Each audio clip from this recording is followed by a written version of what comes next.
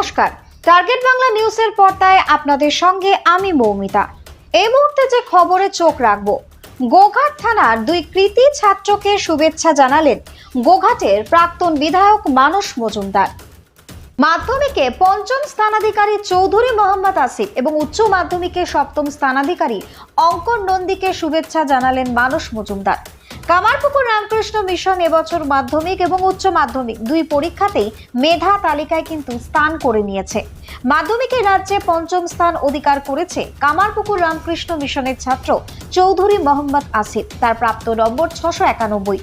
অন্যদিকে উচ্চ মাধ্যমিকে রাজ্যে সপ্তম স্থান অধিকার করেছে গোঘাট হাই স্কুলের ছাত্র অঙ্কন নন্দী। অঙ্কন নন্দীর উচ্চ মাধ্যমিকে প্রাপ্ত নম্বর 491। এই অঙ্কন নন্দী কিন্তু 2023 সালের মাধ্যমিকে দশম স্থান অধিকার করেছিল, আর এবার উচ্চ মাধ্যমিকেও মেধা তালিকায় স্থান করে নিয়েছে। আজ মূলত এই দুই কৃতী ছাত্রর বাড়িতে শুভেচ্ছা জানাতে উপস্থিত ছিলেন মানস মজুমদার, যিনি গোঘাটের প্রাক্তন বিধায়ক। শুভেচ্ছা মুহূর্ত তুলে ধরলাম আপনাদের সামনে। Bureau report, target Bangla news. পরিচিতর মধ্যে যখন কেউ ভালো রেজাল্ট করে, নিজের বাড়ির কেউ রেজাল্ট করলে যেমন ভালো লাগে, আবার পরিচিত কেউ রেজাল্ট করলে সেটাও ভালো লাগে। অঙ্কন আমার বিধানসভার, আমার 16 থেকে আমি 21 এই বিধানসভার বিধায়ক।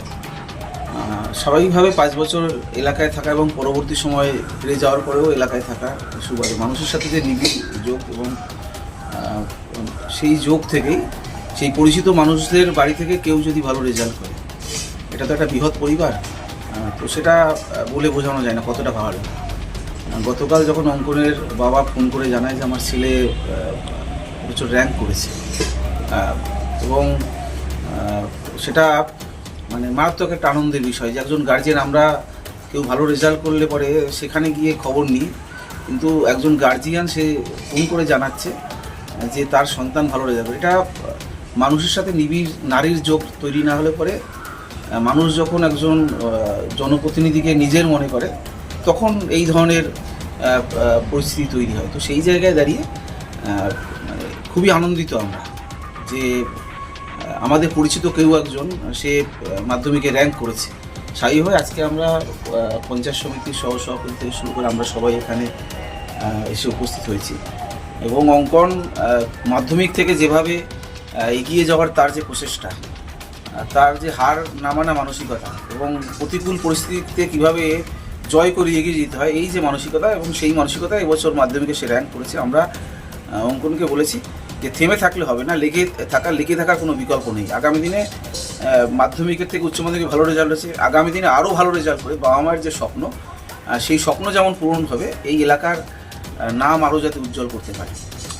এবং আমরা আশাবাদী অঙ্কন এলাকার মানুষের বাবা মায়ের আশা যেমন পূরণ করবে, স্বপ্ন যেমন পূরণ করবে, আগামী দিনে গোঘাটের মানুষের মুখ উজ্জ্বল করবে।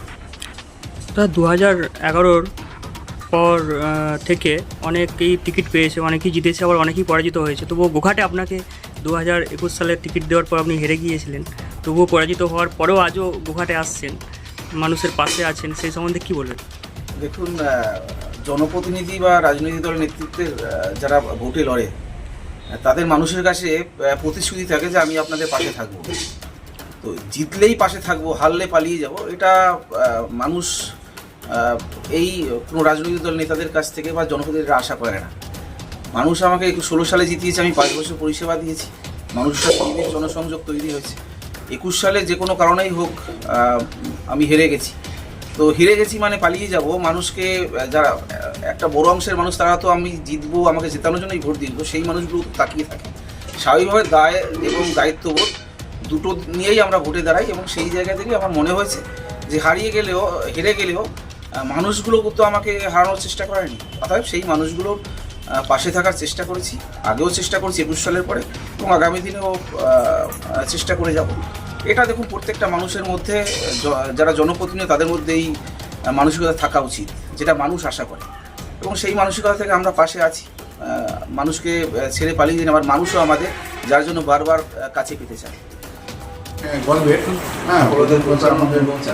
প্রাক্তন এসেছেন সবাই মিলে, হ্যাঁ, আমরা এমনি অতিথি পড়ার প্লাস বিশেষ করে এই বিশিষ্ট মানুষগুলোকে পেলে তো আমাদের খুব গর্ব লাগে। উনি কি বললেন? উনি ছেলেকে আরও বেশি উৎসাহিত করলে, উৎসাহ দিল, আরও এগিয়ে যাওয়ার স্বপ্ন দেখিয়ে গেলে।